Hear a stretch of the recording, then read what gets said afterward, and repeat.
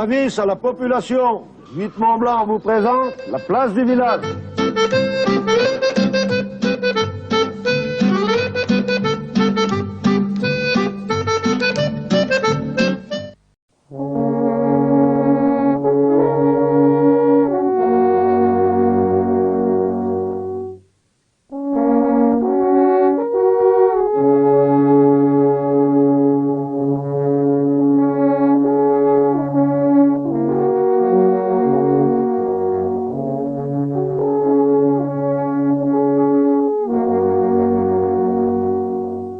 Madame, Monsieur, bonjour. Une ambiance de montagne pour débuter cette émission. Le corps des Alpes qui se marie si bien à nos montagnes. Nous sommes au cœur du massif de la Chartreuse pour débuter cette émission. Précisément dans le village de Saint-Pierre d'Entremont. Attention, Isère, exactement au niveau du château, dans un endroit absolument merveilleux. Le vent souffle. En ce 11 avril 2016, il fait déjà doux et nous sommes avec l'écho de Sabodia. Ils sont basés sur Chambéry. Ils sont avec nous pendant cette émission. Vous l'avez remarqué, ce sont des gens qui jouent des sonneurs de corps avec côté un peu le fondateur. Gilles, bonjour. Bonjour. Vous êtes combien dans ce groupe? Donc là, nous sommes 5 et de temps en temps 6 avec notre maître à nous, qui lui est un chef de musique en Suisse. Ah oui. Alors les 5 sont là aujourd'hui. On va les présenter. Il y en a déjà un qu'on connaît à l'extrême droite. C'est Louis Ray. Donc oui, Louis Ray, le Benjamin du groupe parce qu'il est venu récemment. Le petit dernier. Voilà, le petit dernier. Mais bon, le doyen en âge du groupe aussi. Juste à côté, il vient de Béziers, lui. Donc Jean-Michel, qui est aussi, oui, originaire de Béziers, mais bon, qui vient du Grésivaudan. Voilà. Saint-Vincent de Mercus, c'est juste derrière. Gilles, vous venez d'où, vous? Donc moi, Gilles Bernard, je suis basé sur Saint-Jean-d'Arvey, dans les Bauges. Dans les Bauges, dans ce beau massif des Bauges, à ma gauche. Donc Jean-Paul, qui lui est du massif de l'Épine. Massif de l'Épine, exactement où? Jean-Paul. Vimines. Ah, Vimines, à côté de Chambéry. Mais je suis originaire de la Maurienne, un petit village très sympathique qui s'appelle Jarrier. Que l'on connaît bien. À côté de vous, un autre Mauriennais. Donc Jean-Pierre, qui lui aussi est de l'Épine. Jean-Pierre, qui lui est un vrai Mauriennais, c'est ça Jean-Pierre, hein? Natif de Maurienne, j'y ai passé toute mon enfance, une bonne partie de mon adolescence et de ma jeunesse, pour arriver à l'âge de 40 ans, 45 ans, à Saint-Sulpice, donc tout à côté de chez Jean-Paul. On les retrouvera tout à l'heure, bien sûr. Alors, d'abord dire une chose, l'écho de Sabodia, ça fait combien de temps qu'il existe le groupe? Donc là, ça fait 3 ans maintenant que nous jouons ensemble, une fois par semaine, et que nous représentons un peu partout, autour de Chambéry, voire même des fois un peu plus loin. L'année dernière, nous avons joué au-delà d'Albertville. Alors, ça veut dire que vous vous produisez à quelle occasion?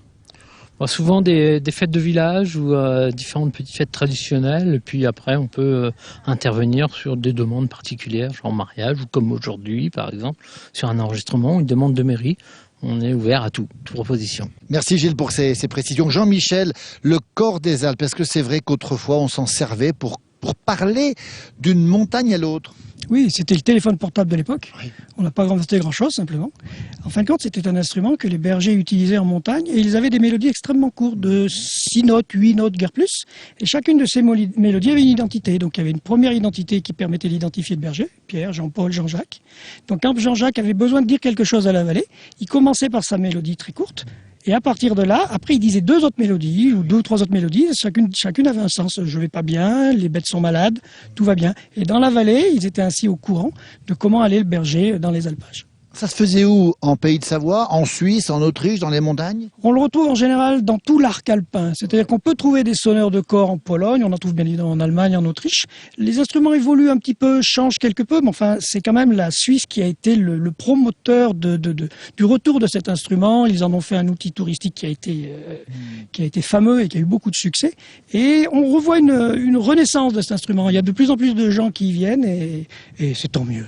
Jean-Michel, est-ce que c'est vrai que vous attirez les animaux quand vous jouez? Ah oui, j'ai tendance à dire la vache est mélomane. C'est-à-dire que dès qu'on se met dans un alpage et qu'on a les vaches qui sont un peu loin, 500 mètres ou quoi que ce soit, si on commence à jouer, il suffit de patienter et on les voit arriver. On parle d'harmonie souvent entre le corps des Alpes, entre les montagnes qui sont derrière nous, le monde végétal, le monde animal. On a l'impression que ça vibre ensemble tout ça. Oui, c'est un instrument très particulier. Quand on apprend à jouer, les professeurs que j'ai pu rencontrer qui ont joué m'ont toujours dit n'oublie pas que tu joues pour la montagne. Et quand vous regardez une montagne, excusez-moi, c'est pas une petite personne en face de vous. Une montagne, c'est massif, c'est majestueux. Et si vous voulez arriver à jouer avec cette montagne, il faut y mettre le cœur. Et le seul instrument, à mon avis, qui peut donner ce chœur, c'est cet instrument de bois, parce qu'il a une résonance vraiment exceptionnelle qui est totalement adaptée à ça. Oui, c'est un ensemble, oui, c'est une harmonie, et c'est ça qu'il faut arriver à trouver. Et c'est pour ça que quand je vais chercher particulièrement les échos sont, il faut aller les dévoiler. C'est que vous avancez face à une falaise, vous mettez là, puis vous apercevez qu'il n'y a rien. Mais vous déplacez d'un mètre ou deux, et là, la montagne, elle vous donne le son. Et vous jouez avec elle. Vraiment, vous jouez avec elle. C'est que vous faites 3 notes, et quand la dernière note arrive, la montagne vous rend la première, et vous êtes sur un accord. Et ça, waouh, c'est pour ça que c'est beau. Ça nous laisse sans voix, tellement c'est beau. Dans un instant, on vous retrouve dans un morceau. Un mot sur vos tenues, messieurs. Vous avez des tenues de berger, Gilles, de montagnard. Oui, c'est plutôt une cape de berger d'alpage qui était pratique dans les alpages parce que ça tient chaud, ça protège un peu de la pluie. Et, c'est saillant. Et en plus, surtout, ce qui est bien, c'est que c'est un habit qui permet de sortir de la tradition et des habits qu'on voit habituellement, des costumes noirs et blancs avec les gilets pleins d'écussons et autres, qu'on les suit sous les autres groupes. Donc effectivement, quand on va dans des manifestations où il y a des rencontres entre groupes de Corps des Alpes, effectivement, on ne passe pas inaperçu avec notre tenue non traditionnelle. Si on vous croise un soir en tombée de nuit à l'orée du bois, je vous dis pas. Hein. Sur les yeux. On va vous retrouver tout de suite dans un morceau magnifique. On va le dédier à nos amis suisses très nombreux. Tous nos amis suisses romands, de tous les cantons suisses de Suisse romande. Ça s'appelle Nos amis romans. C'est ça. Nos amis romans. Qui l'a écrit ce morceau? Bonne question, il faut demander au chef. Eh ben, le chef. Qui l'a écrit ce morceau? Un Suisse. Un Suisse. Allez, dites-nous-le. Si vous connaissez l'auteur, envoyez-nous un petit mot à la télé, TV8 Mont-Blanc. Ça s'appelle Nos amis romans. Et c'est beau ici depuis le château de Saint-Pierre d'Entremont, Isère, en Chartreuse.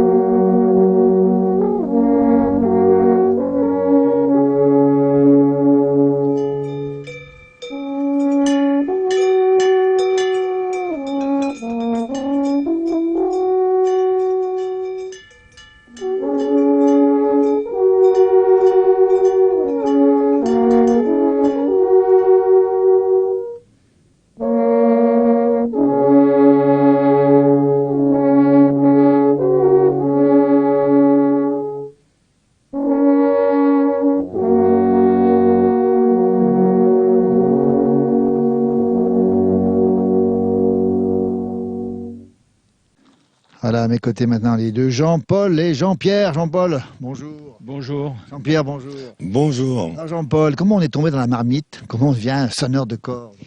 Eh bien, au départ, il faut être un peu musicien. Et puis, j'ai des amis Un jour, ils sont allés en vacances dans le Briançonnais. Ils ont découvert cet instrument. Alors, de retour, ils m'ont dit, il faut venir avec nous. Et je suis tombé dans le panneau. Et puis, comme j'adore cet instrument, ben voilà, ça fait à peu près 15 ans que j'en joue. Et je continue à jouer parce que c'est vraiment trop, trop beau. On sent la passion chez vous de l'instrument. L'autre Jean-Pierre, c'est fusionnel finalement, ce corps. Vous y tenez? Ah oui, beaucoup.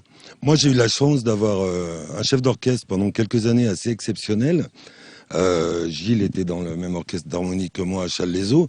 Donc, David Mercier, retenez bien son nom parce que je pense qu'un jour, ça va être un très grand concertiste à la trompette.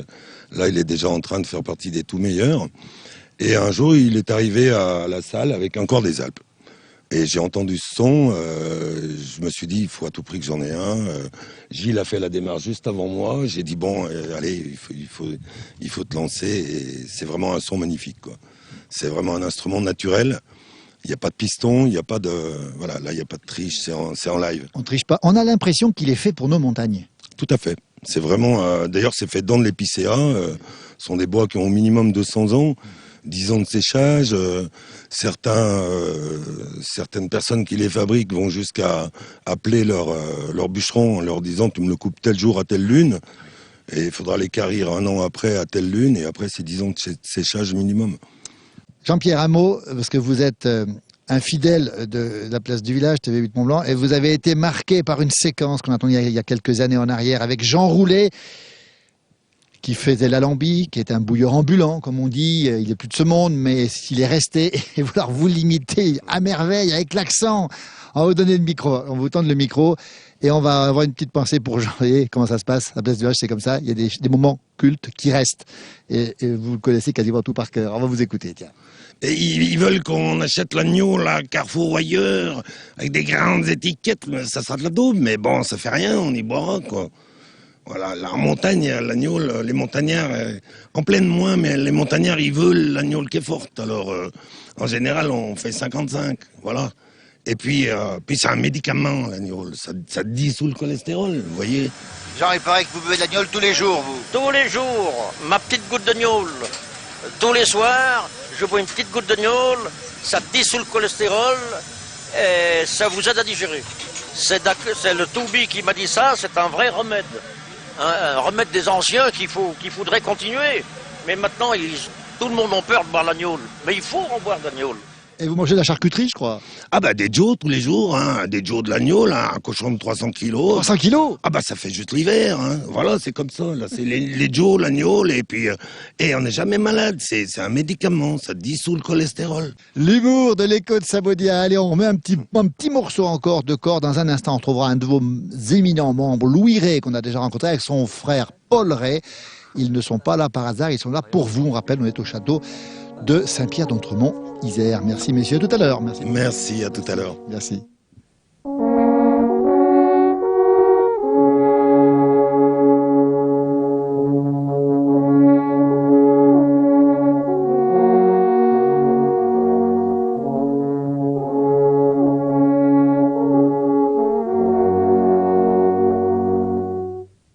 Les voilà, les jumeaux Ray qu'on a déjà rencontrés dans notre émission il y a 2 ans déjà. À ma droite, Louis, bonjour. Bonjour. À votre droite, Paul, bonjour. Bonjour. Alors, on va dire, vous êtes du mois de juillet 1929, vous marchez sur les 87, et vous n'avez pas encore. C'est ça. Hein? Oui. Ben, on verra si on y arrive. Hein. Alors, vous habitez Saint-Laurent-du-Pont, vous aimez immodérément la chanson, et puis Louis, vous êtes tombé dans la marmite du corps, du sonneur de corps des Alpes. Oui, mais lui, l'autre, il n'a pas tardé. Il va venir? Comment? Il va venir aussi? Ah ben lui, il est venu presque... Ah mais on a démarré ensemble. Oui. Mais après, bon là, avec ce groupe, bon, j'y suis pas allé encore. Moi, je suis une pièce rapportée aujourd'hui. Alors, on va vous écouter dans un morceau qui s'appelle La chanson du chevrier. C'est une tyrolienne. C'est vous qui la sortez, Louis, la tyrolienne. Oui. Et puis avec Paul, tous les deux. Ah ben oui. En deuxième voix. C'est ça. On se complète. On se complète. Ouais. Vous êtes inséparables, les jumeaux. Ouf. Si, quand même. Oui, quand même, oui. Ouais. Parce que nos maisons sont inséparables. Nous sommes à 20 mètres l'un de l'autre. Oui. Donc vous êtes tout à côté. Voilà. Allez, la chanson du Chevrier, c'est beau, c'est magnifique. Écoutez les paroles. Nous sommes encore une fois au château de Montbel, 14e siècle, ici, sur Saint-Pierre d'Entremont, Isère, on le rappelle, les jumeaux. Allez, une tyrolienne, c'est parti, on se retrouve juste après.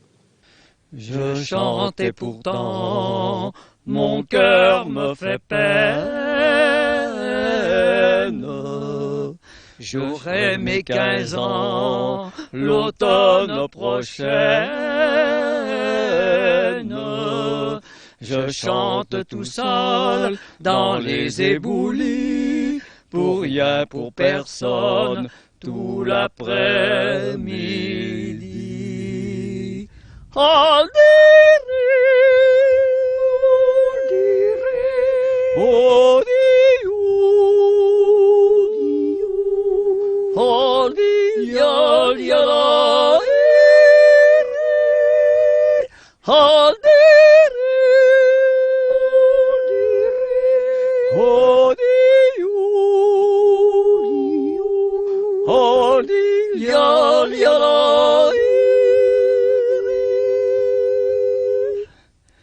c'est au petit jour que je m'achemine au pied de la tour, ma chèvre et ma ligne. On entend sonner dans toute la montagne mon troupeau léger, mon chien l'accompagne. Oh,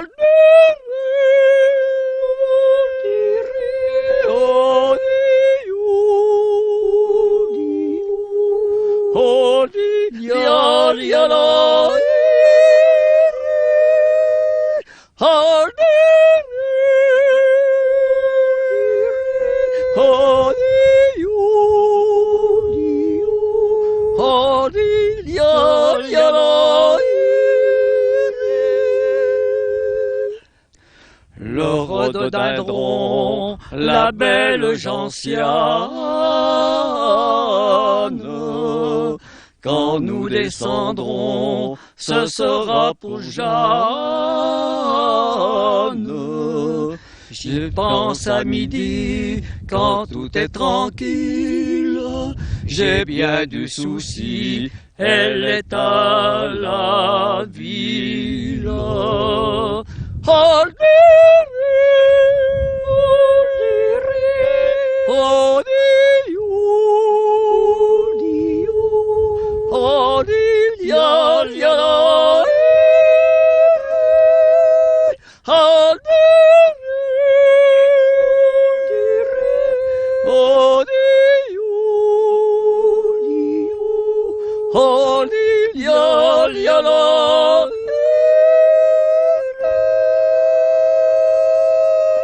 Ah, qu'est-ce que c'est beau la tyrolienne, les jumeaux. La tyrolienne, c'est la chanson de chez nous, la musique de chez nous, avec le corps des Alpes.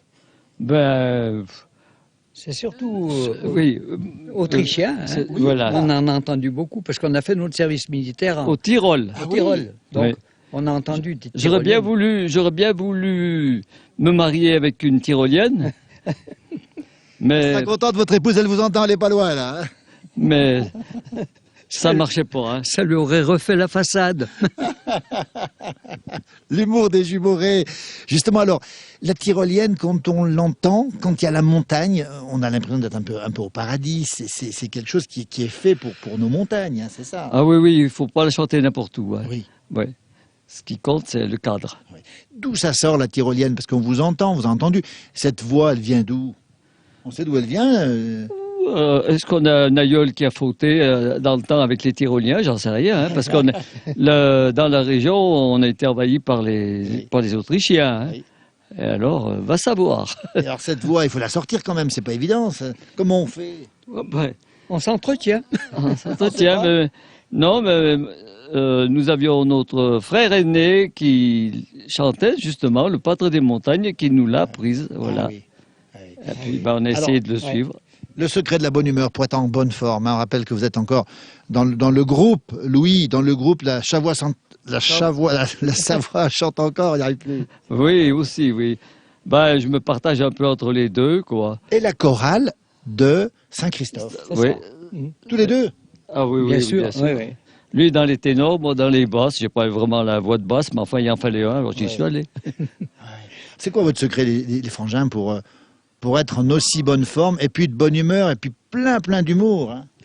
Ben, à vrai dire, il faut mener une vie simple, pas faire d'excès, mais ça, tout mon être se refuse à faire des excès, sinon il me le fait payer bien cher. Oui. Voilà. Oui. Et puis voilà. Hein. Et puis le frangin. Ben, c'est la bonne humeur, hein, de toute façon. Et puis avoir une femme qu'on aime bien, voilà. Voilà. Et ça, vous y tenez effectivement à votre épouse, à vos épouses. Hein. Plus ça va, plus on en a besoin.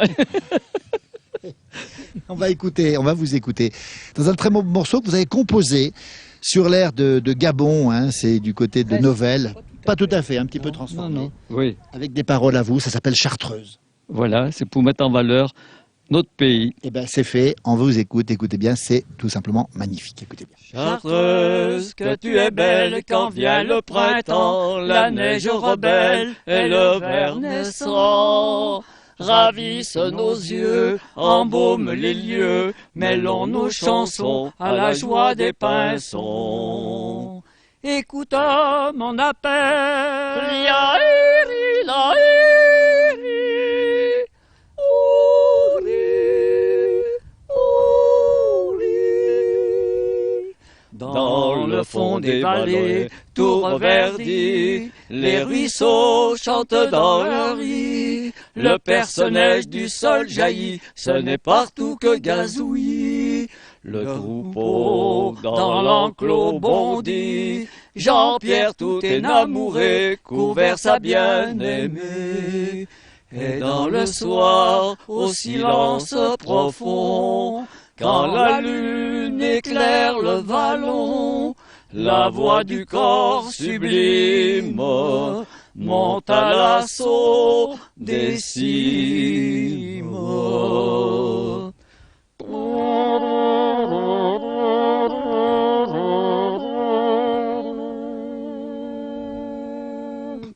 Voilà, on retrouve pour terminer l'écho de Sabodia. On va simplement donner les coordonnées, Gilles, de l'écho de Sabodia pour vous contacter. Donc écho 2, le chiffre 2, sabodia@gmail.com. Voilà, ça s'inscrit actuellement sur l'écran. À tout moment, on peut vous retrouver dans des décors fabuleux comme aujourd'hui, le Corps des Alpes, on l'a déjà dit dans cette émission, ça rend la montagne encore plus belle.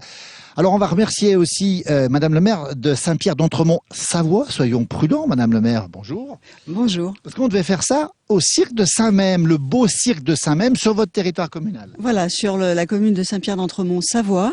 Et en fait, on n'a pas pu le faire parce que la période, en ce moment, les aigles nichent et donc vont peut-être donner naissance à des aiglons et il fallait pas les déranger. Donc le Corps des Alpes pouvait éventuellement les déranger.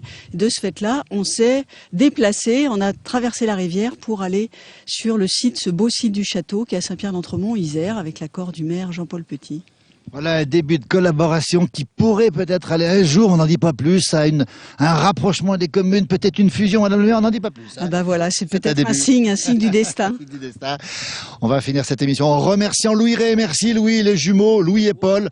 On va finir cette émission avec un très beau morceau, Gilles, qui s'appelle La petite valse du lac d'Annecy, interprété bien sûr au Corps des Alpes, composé par un compositeur de Annecy, Robert Scotton. Robert Scotton, qu'on salue parce qu'on l'a déjà rencontré plusieurs fois. On va vous laisser. On remercie les gens qui sont derrière nous, venus très nombreux. On a notamment l'ancien maire de Saint-Pierre de Chartreuse qui est avec nous. Et puis, bien sûr, d'autres personnes qui sont venues écouter dans ce beau cadre, ce magnifique cadre de Saint-Pierre d'Entremont, ce Corps des Alpes. On rappelle le nom du groupe, l'écho de Sabodia. Vous pouvez les avoir chez vous quand vous voulez.